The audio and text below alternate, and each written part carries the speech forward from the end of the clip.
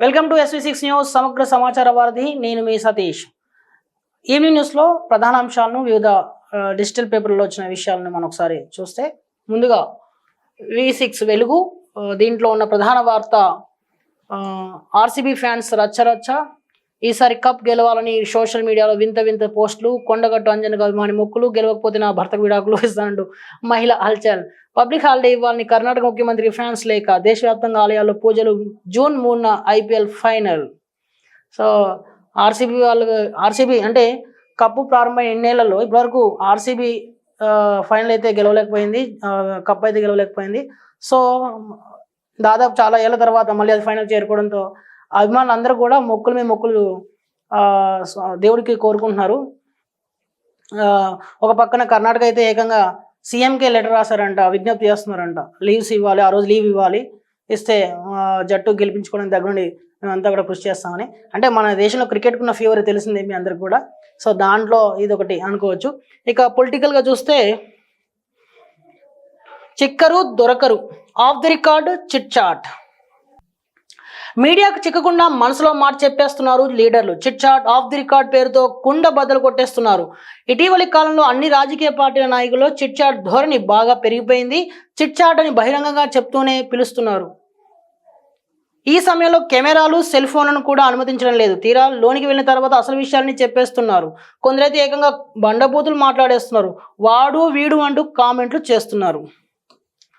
ఈ of the record chit చాట్లో మారిన నాయకుల ధోరణి, చిక్కుల్లో పడుకున్న జాగ్రత్తలు, ఏడాదిగా మారిన నేతల స్టైల్, సీఎం నుంచి లోకల్ లీడర్ వరకు ఇదే ట్రెండ్. అందరిలో కనిపించే ట్రెండ్ అదే. ఎవరికి వాళ్ళు గప్చుప్గా మాట్లాడడం, తర్వాత మేమేమో అనలేదని చెప్పడం అలవాటు అయిపోయింది జనాలకి.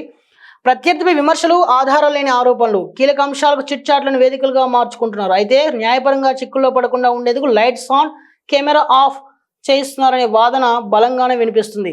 ముఖ్యమంత్రి రేవంత్ రెడ్డి, రాష్ట్ర మంత్రులు, PCC చీఫ్, వర్కింగ్ ప్రెసిడెంట్లు, కేంద్ర మంత్రులు Kishan Reddy, Bandi Sanjay, BRS working president KTR, మాజీ మంత్రి హరీష్ రావు, తాజాగా BRS MLC Kalvakuntla Kavitha, party ఏదైనా లీడర్ ఎవరైనా ఆఫ్ ది రికార్డ్ మాట్లాడేందుకు ఆసక్తి చూపుతున్నారు. ఒకప్పుడు రాష్ట్ర స్థాయి నాయకులకు మాత్రమే పరిమితమైన ఈ సంప్రదాయం ఇప్పుడు జిల్లాల దాకా పాకింది. ఎమ్మెల్యేలు, MLCలు, స్థానిక నాయకులు కూడా చిట్ చాట్లపై ఆసక్తి చూపుతుండడం గమనార్హం. సంచలనాలన్నీ చిట్ చాట్ నుంచే. ఇటీవలి కాలంలో సంచలన వార్తలన్నిటికీ చిట్ చాట్లే కేంద్ర బిందువులుగా మారుతున్నాయి. ఎమ్మెల్సీ కవిత చేసిన చిట్ చాట్ రాష్ట్ర వ్యాప్తంగా సంచలనంగా మారింది. బీజేపీ, బీఆర్ఎస్ పార్టీల్లో ముసలానికి దారితీసింది. బీఆర్ఎస్ను బీజేపీలో కలిపేందుకు కుట్రలు జరుగుతున్నాయని చెప్పారు. అంతేకాకుండా తన సోదరుడు KCRను, బావ హరీష్ను ఉద్దేశించి విమర్శలు చేశారు. ట్విట్టర్లో పోస్టులు పెట్టడం కాదంటూ ఫైర్ అయ్యారు. ముఖ్యమంత్రి రేవంత్ రెడ్డి కూడా ఢిల్లీ వెళ్ళిన ప్రతిసారి చిట్ చాట్ పెడుతూ ఉంటారు. ఆ సందర్భంగా కీలక అంశాలను ప్రస్తావిస్తారు. రాహుల్తో తనకు గ్యాప్ లేదని పలు చిట్ చాట్లలో చెప్పారు. ఈసారి బీఆర్ఎస్ మీద ఉన్న వ్యతిరేకతతో రాష్ట్ర ప్రజలు కాంగ్రెస్ ఓట్లు వేసి గెలిపించారని మరోసారి చిట్ చాట్లో చెప్పారు. CBI, ED కేసులను చూపి బీఆర్ఎస్ను బీజేపీలో విలీనం చేసుకోవాలని ప్లాన్ నడుస్తుందని కూడా చెప్పుకొచ్చారు. వచ్చేసారి మాత్రం అభివృద్ధితోనే గెలుస్తామన్నారు. గతంలో మంత్రి కోమటిరెడ్డి చేసిన చిట్ చాట్లో మాజీ సీఎం KCR చేసిన పాపాలే ఆయనకు చుట్టుకున్నాయన్నారు. యాదగిరిగుట్ట పేరును మార్చడమే KCR చేసిన మొదటి తప్పు అన్నారు. యాదగిరిగుట్టకు వెళితే దేవుడు కనబడకుండా చేశారని విమర్శించారు. సంగారెడ్డి మాజీ ఎమ్మెల్యే జగ్గారెడ్డి కూడా చిట్ చాట్లలో తన మనసులో మాట చెప్పేస్తున్నారు. అంటే ఈ కాలం నేతలందరికీ అలవాటైన ఒకటి ఏంటంటే చిట్ చాట్. హాయిగా లోపలికి పిలుచుకోవడం, మీడియా వాళ్ళందరినీ కూడా తమకు నోటికి ఏదొస్తే అది మాట్లాడడం అనేది ఒక వర్గం చేస్తున్న పని. అయితే కొంతమంది పెద్ద లీడర్ వ్యూహాత్మకంగా అంటే పార్టీని, అంటే సొంత పార్టీని ఇరకాటంలో పెట్టేందుకు కానీ, లేదు అంటే ప్రత్యర్థి పార్టీని ఇరకాటం పెట్టేందుకు కానీ వాళ్ళు రకరకాల విమర్శలు చేయడం అనేది ఒక సాధారణ ధోరణిగా మారిపోయింది. చిట్ చాట్ అనేది ఒకప్పుడు చాలా కీలకమైన అంశాలపైన మాత్రమే మాట్లాడేవారు. ఇప్పుడు దాన్ని రాజకీయంగా వాడుకోవడంలో ఎవరికి వారు సిద్ధహస్తులు అయిపోయారు. సీఎం నుంచి కింది స్థాయి లీడర్ వరకు ప్రతి ఒక్కరికి చిట్ చాట్ అనేది ఒక మంత్రంగా మారిపోయింది. దాని ద్వారా తమకు కావాల్సింది ప్రత్యర్థిపై బురద చల్లడానికి ఒక మంచి ఆయుధంగా దీన్ని మలుచుకున్నారని చెప్పొచ్చు. మనం ఇప్పటికే ఈరోజు తాజాగా అంటే ఇప్పుడు ఈ విషయం వెలుగులోకి రావడానికి మెయిన్ కారణం ఏంటంటే బీఆర్ఎస్ ఎమ్మెల్సీ కవిత చేసిన చిట్ చాట్. అంటే బీజేపీలోకి బీఆర్ఎస్ వెళ్తుంది, విలీనం అయిపోతుంది అన్నట్టు దానికోసం ప్రయత్నాలు ముమ్మరంగా జరిగాయి అని చెప్పేసి ఆమె చెప్పిన మాటలు నేడు ఎంత సంచలనంగా మారాయి. ఏ నేతలు భుజాలు తడుపుకున్నారో మనకు అందరికి తెలిసిన విషయమే. సో దాని నుంచి ఇప్పుడు ఈ వార్తా కథనాన్ని వీళ్ళు ఎంపిక చేసుకున్నట్టు మనకి తెలుస్తుంది. మరోసారి ఫస్ట్ పేజ్కి వెళ్తే ఇందులో ఉన్న మరో ముఖ్యమైన వార్త, నారీ శక్తికి చిహ్నం సింధూర్, ఉగ్రవాదులు మన సంస్కృతిపై దాడి చేశారు, నారీ శక్తి విసిరిన సవాలే వారికి శాపమైంది, భోపాల్లో ప్రధానమంత్రి నరేంద్ర మోదీ. ఇది ఒక వార్త. దాంతోపాటు ఒకటేసారి సెకండ్ పేజీలోకి వెళ్ళి చూసుకుందాం. ప్రశ్నిస్తే దేశభక్తి లేనట్ల, యుద్ధంలో మనకు జరిగిన నష్టం ఎంత, ప్రజలకు వాస్తవాలంటూ కేంద్రం చెప్పాల్సిందే, కాంగ్రెస్ రాజకీయాలు చేయదలుచుకోలేదు, సైన్యాన్ని ఎప్పుడూ తక్కువ చేసి మాట్లాడలేదు, మంత్రి ఉత్తమ్ కుమార్ రెడ్డి. ఇక జూన్ 4న ఢిల్లీకి సీఎం పీసీ చీఫ్, కేబినెట్ విస్తరణ పీసీ కార్యవర్గంపై చర్చ, ఈసారి ఫైనల్ క్లారిటీ వచ్చే అవకాశం. సో ఈ 3 వార్తలు కూడా సెకండ్ పేజీలో ఉన్నాయి. ఒకసారి వాటి వివరాల్లోకి వెళ్తే, ప్రశ్నిస్తే దేశభక్తి లేనట్ల, నిన్న సీఎం రేవంత్ రెడ్డి చేసిన వ్యాఖ్యలపై మొన్న సీఎం రేవంత్ రెడ్డి చేసిన వ్యాఖ్యలపై బీజేపీ నేతలందరూ విరుచుకుపడడంతో దానికి కౌంటర్గా ఈరోజు మంత్రి ఉత్తమ్ కుమార్ రెడ్డి మాట్లాడారు. ఆ మాటలు ఏంటో ఒకసారి చూద్దాం. ఆపరేషన్ సింధూర్లో భాగంగా ఇండియా ఎన్ని యుద్ధ విమానాలు కోల్పోయిందని అడిగినందుకు కాంగ్రెస్ నేతలను దేశద్రోహులంటూ విమర్శించారని మంత్రి ఉత్తమ్ కుమార్ రెడ్డి ఫైర్ అయ్యారు. ఫైటర్ ఎయిర్ క్రాఫ్ట్స్ ఉత్పత్తిలో ఆలస్యం జరుగుతోందంటూ ఎయిర్ మార్షల్ చెప్పారని, ఇదే విషయమై రాహుల్ గాంధీ తాను పార్లమెంట్లో మాట్లాడామని అన్నారు. ఇన్ టైంలో ఫైటర్ ఎయిర్ క్రాఫ్ట్స్ డెలివరీ చేయడంలో హెచ్ఏఎల్ ఫెయిల్ అయిందని ఆరోపించారు. ఇవాళ ఉత్తమ్ మీడియాతో మాట్లాడుతూ ఎన్ని ఎయిర్ క్రాఫ్ట్స్ కూలిపోయాయో విదేశాంగ శాఖ ఇప్పటివరకు సరైన సమాధానం చెప్పలేదు. సరిపోను యుద్ధ విమానాలు లేవని వైమానిక దళం చీఫ్ స్వయంగా చెప్పారు. టాలెంట్ ఉన్న వాళ్ళు ఎయిర్ ఫోర్స్కి రావడం లేదని చెప్పారు. బెస్ట్ టాలెంట్ ఉన్న యువత అందులో చేరేలా కేంద్రం చర్యలు తీసుకోవాలి. దేశభక్తి లేదన్న కాంగ్రెస్పై అసందర్భంగా మాట్లాడుతున్నారు. త్రివిధ దళాలు పాక్పై విజయం సాధించాయి, వారికి మేము అభినందనలు తెలుపుతున్నాం. అనిల్ చౌహాన్ 4 రోజుల యుద్ధంలో యుద్ధ విమానాలు కోల్పోయామని స్వయంగా చెప్పారు. యుద్ధంలో మనకు జరిగిన నష్టం ఎంత, అదే అంశాన్ని రాహుల్ గాంధీ చెప్తే దేశభక్తి లేదని విమర్శలు చేస్తున్న బీజేపీ అసలు వాస్తవాలను దేశ ప్రజల ముందు ఉంచాలి. కాంగ్రెస్ రాజకీయాలు చేయదలుచుకోలేదు అని అనిల్ చౌహాన్ చెప్పిన అంశాలని మేము అడిగాం. విజయాలు చెప్పుకున్నప్పుడు నష్టాలను ఎందుకు ప్రకటించరు? యుద్ధం జరిగేటప్పుడు ప్రకటించకపోయినా పర్వాలేదు, యుద్ధం జరిగాక అడిగితే తప్పేంటి అని ప్రశ్నించారు. అంటే ఎయిర్ మార్షల్ ఏవైతే వ్యాఖ్యలు చేశారో ఆ వ్యాఖ్యల్ని రాహుల్ గాంధీ అటు పార్లమెంట్లో మాట్లాడారని, ఆ తర్వాత సీఎం కూడా దాన్ని ప్రస్తావించారని, తామేం ప్రత్యేకంగా వేరే ప్రశ్నలు ఏమి ప్రశ్నలపైన లేవనెత్తలేదని ఉత్తమ్ కుమార్ రెడ్డి చెప్తున్నారు. అంటే యుద్ధం జరిగేటప్పుడు మేము క్వశ్చన్ చేయలేదు కదా, ఇప్పుడు అడుగుతున్నాము, దానిపై నష్టాలు, ఇప్పుడు విజయాలు మాత్రం మీరు చెప్పుకుంటున్నారు, మరి నష్టాల గురించి కూడా చెప్పవలసిన అవసరం ఉంటుంది కదా అని చెప్పేసి ఉత్తమ్ కుమార్ రెడ్డి అంటున్నారు. సో ఒకరిపై ఒకరికి ఇది కౌంటర్గా నడుస్తున్న ఒక ఎపిసోడ్. దీనికి ముగింపు ఎప్పుడు అనేది మనం చూద్దాం తర్వాత. ఇక భోపాల్ పర్యటనలో నరేంద్ర మోడీ ఏం మాట్లాడో చూద్దాం ఒకసారి. మన సంప్రదాయంలో సింధూర్ నారీ శక్తికి చిహ్నమని ప్రధానమంత్రి నరేంద్ర మోదీ అన్నారు. పెహల్గాంలో దాడికి పాల్పడి భారత నారీ శక్తికి సవాల్ విసిరి ఉగ్రవాదులు నారీ వినాశనాన్ని వారే కొని తెచ్చుకున్నారన్నారు. ఉగ్రదాడికి ప్రతీకారంగా ఆపరేషన్ సింధూర్ పలువురు మహిళా అధికారులు పాల్గొన్నారని చెప్పారు. రాణి అహల్యాబాయి హోల్కర్ 300వ జయంతి సందర్భంగా భోపాల్లో నిర్వహించిన మహిళా స్వశక్తి కరణ్ మహాసమ్మేళనంలో ప్రధాని మాట్లాడారు. ఉగ్రవాదులే కాదు, వారిని పోషించేవారు కూడా భారీ మూల్యం చెల్లించుకోవాల్సి వస్తుందని పరోక్షంగా పాకిస్తాన్ ఉద్దేశించి అన్నారు. ఆపరేషన్ సింధూర్ సమయంలో ఈ దేశ ఆడబిడ్డల బలాన్ని ప్రపంచం మొత్తం చూసిందన్నారు. ఆపరేషన్ సింధూర్ అనంతరం భారత్లోని సరిహద్దు రాష్ట్రాలపై పాక్ దాడులు చేసినప్పుడు అసిస్టెంట్ కమాండెంట్ నేహా బండారి నేతృత్వంలోని మహిళా బీఎస్ఎఫ్ బృందం 3 రోజుల పాటు అక్నూర్లోని తమ ఫార్వర్డ్ పోస్టులపై పోరాడారని తెలిపారు. పెహల్గాంలో ఉగ్రవాదులు కేవలం మన పౌరుల రక్తం మాత్రమే కళ్ళ చూడలేదని, మన సంస్కృతిపై దాడి చేశారని అన్నారు. పాకిస్తాన్ సైన్యం కూడా ఊహించని ప్రాంతాల్లో ఉగ్రవాద శిబిరాలపై మన సాయుధ దళాలు దాడులు చేశాయని చెప్పారు. ఉగ్రవాదానికి వ్యతిరేకంగా దేశం చేపట్టిన ఈ ఆపరేషన్ భారత చరిత్రలోని అతిపెద్ద విజయమని ప్రధాని మోదీ అన్నారు. మోదీ సింధూర్పై వస్తున్న విమర్శలకు ధీటుగా జవాబు చెప్పే ప్రయత్నం చేశారు. ఇప్పుడు అంటే భోపాల్లో పాల్గొన్న ఒక కార్యక్రమంలో ఆయన మన నారీ శక్తి ప్రపంచానికి తెలిపిందని, మన ఎవరైతే ఆర్మీలో ఉన్నటువంటి స్త్రీలు అంటే మహిళా సైనికులు తమ శక్తిని చాటారని చెప్పేసి ఆయన చెప్పారు. దాంతోపాటు ఆయన కీలక వ్యాఖ్యలు చేసింది ఏంటంటే, అసిస్టెంట్ కమాండెంట్ నేహా బండారి నేతృత్వంలోని మహిళా బీఎస్ఎఫ్ బృందం 3 రోజుల పాటు అక్నూర్లోని తమ ఫార్వర్డ్ పోస్టులపై పోరాడారని తెలిపారు. పెహల్గాంలో ఉగ్రవాదులు కేవలం తను ముఖ్యంగా ఇక్కడ నేహా భండారి గురించి అయితే ప్రస్తావించారు. అంటే ఆమె నేతృత్వం బృందం చాలా చక్కగా యుద్ధం అంటే సరిహద్దుల్లో పోరాడిందని, పాక్ ముష్కరుల్ని అంటే నిరోధించడంలో అడ్డుకట్ట వేయడంలో వాళ్ళ బృందం చక్కగా పనిచేసిందని చెప్పి ఆయన అన్నారు. ఇక జూన్ 4 ఢిల్లీకి సీఎం పిసిసి చీఫ్. వచ్చే నెల 4న ముఖ్యమంత్రి రేవంత్ రెడ్డి, పిసిసి చీఫ్ మహేష్ కుమార్ గౌడ్ ఢిల్లీకి వెళ్ళనున్నారు. పిసిసి కార్యవర్గం అలాగే కేబినెట్ విస్తరణపై అధినాయకత్వంతో చర్చించినట్లు తెలుస్తోంది. ఇప్పటికే పలుమార్లు హస్తిన వెళ్ళి ఈ 2 అంశాలపై చర్చించారు. పిసిసి కార్యవర్గం దాదాపుగా ఖరారైందని ప్రచారం జరిగినప్పటికీ అది కాస్త పెండింగ్లో పడిపోయింది. ఇదే తరుణంలో ఏఐసిసి రాష్ట్ర వ్యవహారాల ఇన్ఛార్జ్ మీనాక్షి నటరాజన్ రాష్ట్రానికి వచ్చారు. ఇక్కడే ఉంటూ పలు జిల్లాల నేతలతో మాట్లాడుతూ ఫీడ్బ్యాక్ కూడా తీసుకుంటున్నారు. డిస్టర్బెన్స్ ఉన్న జిల్లాల్లో అందరినీ ఒకతాటిపైకి తెచ్చే ప్రయత్నం చేస్తున్నారు. జూన్ 4 ఢిల్లీ వెళ్ళనున్న ఈ ఇరువురు నేతలు ఈసారి పిసిసి కార్యవర్గం అలాగే కేబినెట్లో ఖాళీగా ఉన్న మంత్రి పదవుల భర్తీపై పూర్తి స్థాయి క్లారిటీతో వస్తారని చర్చ జరుగుతుంది. గత కొంతకాలంగా కేబినెట్ విస్తరణపై జరుగుతున్నటువంటి చర్చకు ఒక ముగింపు పలికే అవకాశం మనకు కనపడుతుంది. జూన్ 4న ఢిల్లీకి వెళ్ళే సీఎం కానీ అటు పిసిసి చీఫ్ కానీ దీనిపైన ఒక స్పష్టతతో తిరిగి రాష్ట్రానికి వస్తారు అనే ఒక ఆశాభావం అయితే అక్కడ కాంగ్రెస్ వర్గాల్లో వ్యక్తమవుతుందని తెలిసి మనకు తెలుస్తుంది. ఇక క్రికెట్ విషయానికి వస్తే ఆర్సీబీ ఫ్యాన్స్ రచ్చ. ఈసారి కప్ గెలవాలని సోషల్ మీడియాలో వింత వింత పోస్టులు.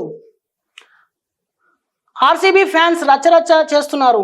ఐపీఎల్లో ఈసారి ఎలాగైనా బెంగళూరు కప్ గెలవాలంటూ వినూత్న రీతిలో తమ అభిమానాన్ని చాటుకుంటున్నారు. సోషల్ మీడియాలో విపరీతమైన పోస్టులు పెడుతూ హల్చల్ చేస్తున్నారు. ఇటీవల పంజాబ్ కింగ్స్తో జరిగిన క్వాలిఫైయర్ మ్యాచ్లో స్టేడియంలో ఒక మహిళా అభిమాని ఏకంగా పసుపు రంగు బ్యానర్పై పెద్ద అక్షరాలతో ఒక సంచలన ప్రకటన రాసింది.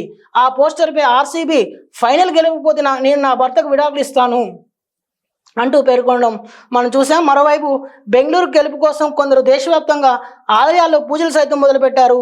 తాజాగా ఓ అభిమాని జగిత్యాల జిల్లా కొండగట్టు అంజన్న ఆలయంలో తన కోరికను ఓ చిట్టిలో రాసి హుండీలో వేశారు. ప్లీజ్ దేవుడా, ఈ ఏడాది ఆర్సీబీ ట్రోఫీ గెలవాలి, ఈసారి కప్ మనదే అని అందులో రాశారు. కాగా జూన్ 3న ఐపీఎల్ 2025 ఫైనల్ జరగనుందన్న విషయం తెలిసిందే. ఇక రాయల్ ఛాలెంజర్స్ బెంగళూరు ఫైనల్కు చేరడంతో అభిమానులు ఊగిపోతున్నారు. ఈ ఉత్సాహంలో ఓ డైహార్డ్ ఫ్యాన్ శివానంద్ మల్లన్నవార్ కర్ణాటక ముఖ్యమంత్రి సిద్ధరామయ్యకు ఓ లేఖ రాసి సంచలనం సృష్టించాడు. ఆర్సీబీ జూన్ 3న ఫైనల్లో గెలిస్తే ఆ రోజును పబ్లిక్ హాలిడేగా ప్రకటించాలని, దాన్ని కర్ణాటక స్టేట్స్ ఆర్సీబీ ఫ్యాన్స్ ఫెస్టివల్గా జరుపుకోవాలని కోరాడు. ఈ లేఖ సోషల్ మీడియాలో వైరల్ అవుతూ ఫ్యాన్స్ జోష్ను మరో స్థాయికి తీసుకెళ్ళింది. మనందరికీ తెలిసిందే ఈ దేశంలో మన క్రికెట్ ఫీవర్ ఎంతగా ఉంటుందో. క్రికెట్ అభిమానులు అంటే క్రికెట్ను ఒక మతంగా భావించే దేశం మనది అని చెప్పవచ్చు. సో ఈ నేపథ్యంలో ఐపీఎల్ వచ్చిందంటే ఐపీఎల్ ప్రతి సీజన్కి అభిమానులు ఎంతగా ఆసక్తిగా ఎదురు చూస్తారన్న విషయం కూడా మనకు తెలిసిందే.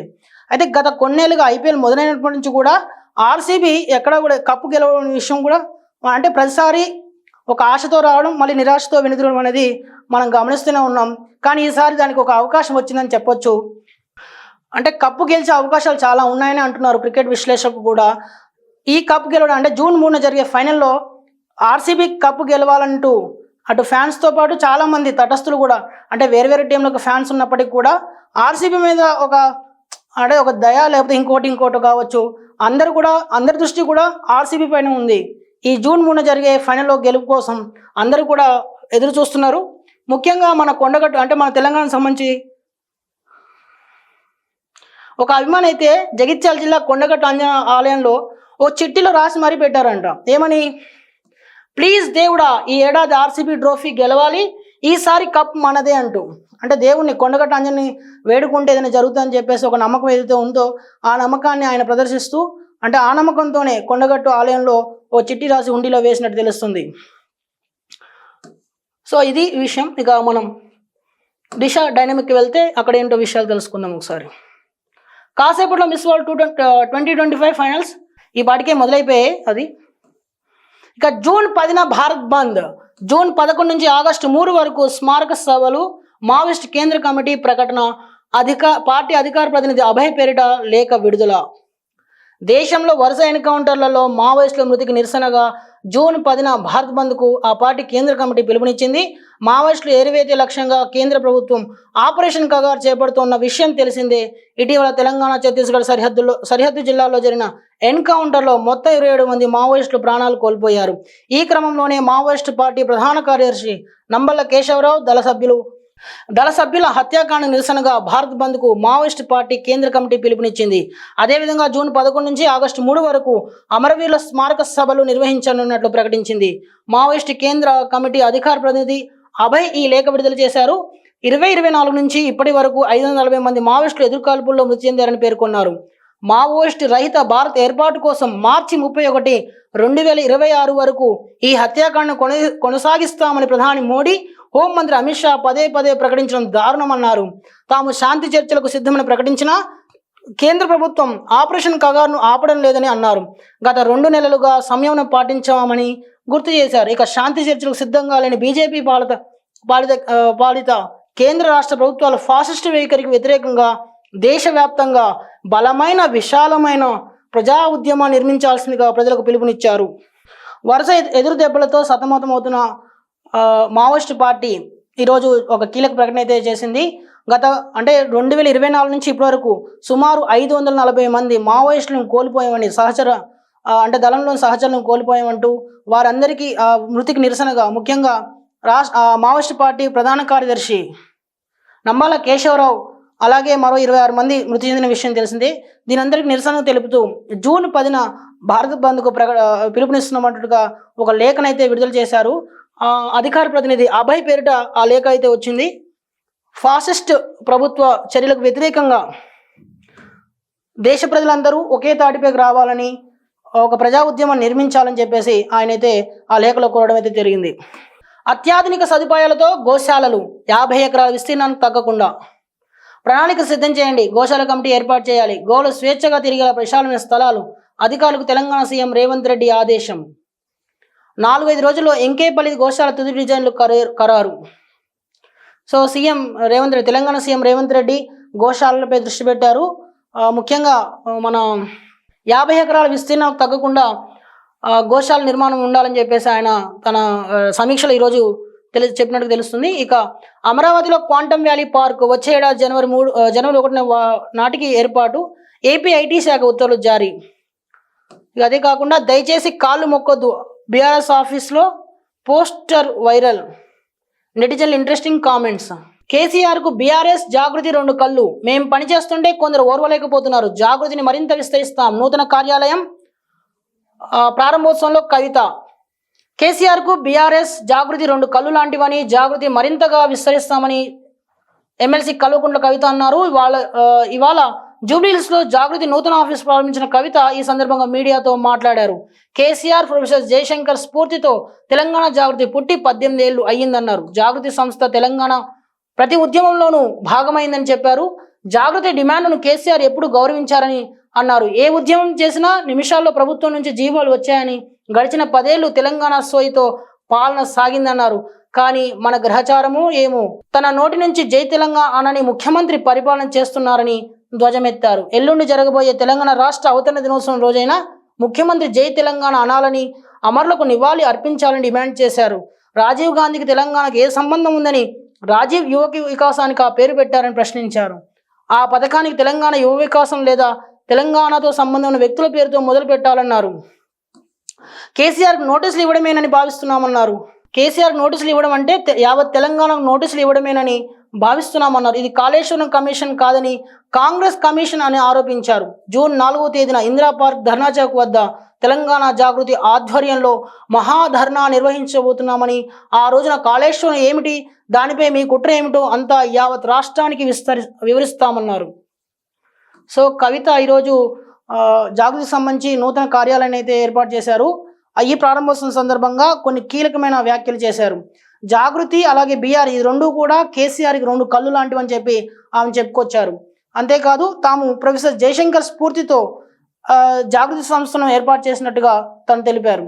అలాగే కాళేశ్వరం కమిషన్ పై కూడా మాట్లాడుతూ కేసీఆర్కి నోటీసులు ఇవ్వడం అంటే తెలంగాణకు ప్రజానీకానికి నోటీసులు ఇచ్చినట్టుగా భావిస్తామని చెప్పేసి తన ఈరోజు ఇంటర్వ్యూలో తన మీడియా సమావేశంలో అయితే పేర్కొన్నారు. జాగృతి ఆఫీస్ ప్రారంభోత్సవం కూడా మొత్తం అంటే బీఆర్ఎస్ సంబంధించినటువంటి ఎలాంటి గుర్తులు లేకుండా చాలా జాగ్రత్తగా కొత్త ఆఫీస్లో ఏర్పాట్లు చేసినట్టుగా మనకు తెలుస్తుంది.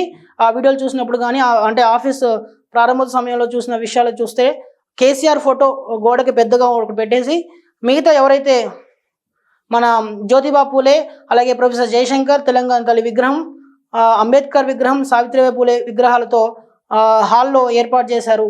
అంటే బీఆర్ఎస్ సంబంధించినటువంటి జెండాలు కానీ వాటికి సంబంధించి ఎలాంటివి లేకుండా కేవలం తెలంగాణ జాగృతి, అలాగే కవిత ఆలోచనలకి మారు పేరుగా ఉండేలాగా వాటిని ప్రతిబింబిస్తూ కవిత ఎమ్మెల్సీ కవిత ఆలోచనను ప్రతిబింబిస్తూ అక్కడ ఏర్పాటు జరిగినట్టుగా మనకు తెలుస్తుంది. ఇంకా మరో వార్త, ఏపీనే గ్రేట్, ధనిక రాష్ట్రాల కంటే ఎక్కువ పింఛన్ ఇస్తున్నాం, ఏడాదిలోనే 34,000 కోట్లు ఖర్చు చేశాం, మెగా డిఎస్సి ద్వారా 16,347 మందికి ఉద్యోగాలు, ఏపీ సీఎం చంద్రబాబు నాయుడు వెల్లడి. సో పెన్షన్లు ఇవ్వడంలో తామే గ్రేట్ అని చెప్పేసి ఏపీ సీఎం చెప్తున్నారు. ఇంకా దయచేసి కాళ్ళు మొక్కొద్దు అనే వార్త ఇక్కడ మనకి ప్రత్యేకంగా నిలుస్తుంది. బీఆర్ఎస్ ఆఫీస్లో poster viral, netizen interesting comments. కొంతమంది తమ అభిమాన నటులు, రాజకీయ నాయకులు, అధికారులు, సెలబ్రిటీల కాళ్ళు మొక్కుతుంటారు. తమకన్నా పెద్దవాళ్ళు సైతంలా చేస్తున్న ఆయా సెలబ్రిటీలకు ఇబ్బందిగానే ఉంటుంది. ఈ క్రమంలోనే తెలంగాణ రాష్ట్రం జగిత్యాల జిల్లా మెట్పల్లి బీఆర్ఎస్ పార్టీ కార్యాలయంలో విచిత్ర పోస్టర్ అంటూ ఇన్స్టాగ్రామ్లో ఓ ఫోటో వైరల్ అవుతోంది. ఇందులో దయచేసి కాళ్ళు మొక్కరాదు, దేవుళ్ళతో తల్లిదండ్రులు, గురువుల కాళ్ళు మాత్రమే మొక్కాలి అని రాసి ఉంది. పోస్టర్ పక్కనే ఫ్లెక్సీలో బీఆర్ఎస్ ఎమ్మెల్సీ కవిత ఫోటో ఉండడం గమనార్హం. దీంతో సోషల్ మీడియాలో వీడియో చక్కర్లు కొడుతోంది. పోస్టర్ ఏర్పాటుపై నెటిజన్లు ప్రశంసిస్తున్నారు. అక్కడ కరెక్ట్గానే రాశారని కాళ్ళు మొక్కాలి అనే ఆలోచన లేని వారికి కూడా ఓహో కాళ్ళు మొక్కాలేమో అనుకునే విధంగా పోస్టర్ ఏర్పాటు చేశారని ఓ నెటిజన్ ఆసక్తిగా కామెంట్ చేశారు. సో ఇది అంటే కాళ్ళు మొక్కాలని చెప్పుకొనే చెప్తున్నారు అన్నట్టుగా ఉందంటూ ఓ నెటిజన్ అయితే కామెంట్ చేశారనే విషయం మనకు తెలుస్తుంది. సో బీఆర్ఎస్ పార్టీలో అంటే జగిత్యాల జిల్లా పార్టీ కార్యాలయం ఏర్పాటు చేసిన ఈ పోస్టర్ ప్రస్తుతం నెట్టింట వైరల్ అవుతుందన్న విషయం తెలుస్తుంది మనకి. ఇవి ఇవాల్టి ఈవినింగ్ న్యూస్ ముఖ్యాంశాలు. రేపు రోజున మరిన్ని వివరాలతో మళ్ళీ కలుసుకుందాం. Thank you.